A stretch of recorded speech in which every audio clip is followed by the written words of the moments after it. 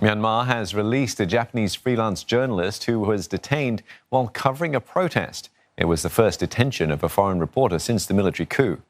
Riot police are now also increasing the use of force to disperse anti-coup protesters who showed no sign of backing down.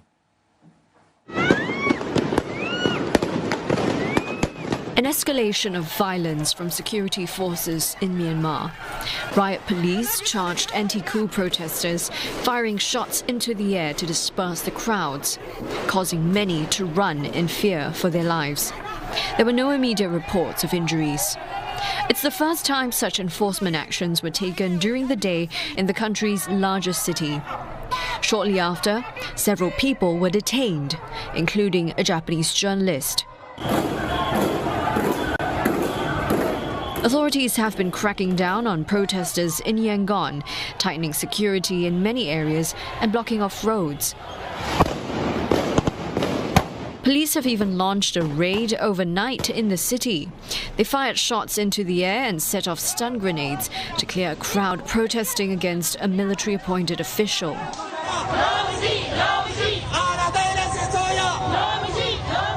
In Mandalay, Buddhist monks and nuns have joined the call for immediate U.S. intervention.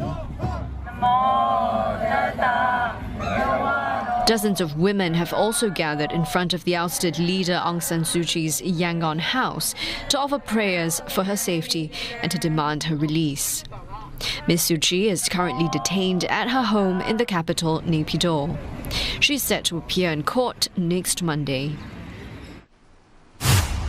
Young Waikit has been following developments for us, and he joins us now. Waikit, there are several diplomatic efforts ongoing to solve issues in Myanmar, yet there are also an increase in crackdown and violence by security forces, and it all comes before the talks. Why so? Yeah, that's a great question, because the timing of this crackdown, including a brief arrest of a Japanese journalist, the timing of this cannot be ignored. I mean, on the one hand, you have diplomatic efforts going in one direction, and then on the ground, your security forces are going in another direction.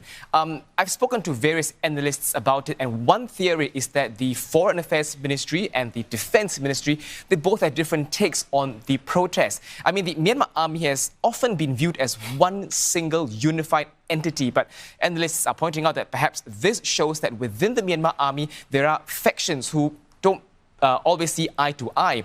If you look back in recent history, in 2011, there's one of the highest ranking officers, Shwe Man, who had worked under then President Thein Sein. He became close with Ms. Aung San Suu Kyi and eventually crossed from the army camp to the civilian camp. Of course, I'm explaining all this to contextualize what's happening. If you ask anybody today's events, they don't have to be an expert to tell you that violence against unarmed civilians are uncalled for and unnecessary. Now, Waikit, the new electoral body formed by the army has annulled the results of last year's elections. What does this mean for Myanmar?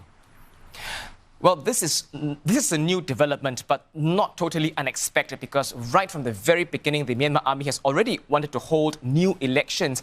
Of course, people say no to that. They want their votes back in 2020 to be recognized. But I also want to bring your attention to what's happening to Ms. Suu Kyi at this moment. She's, as we've said, being detained, and she's now facing 2 charges. And her state council office had recently been revoked. So assuming, and this is a big assuming, that the NLD were to take part in this would-be elections, if Ms. Suu Kyi were to be found guilty, she cannot run as a candidate. And even if she were freed, she takes part in the elections, she will never be state councillor and rule above the president again.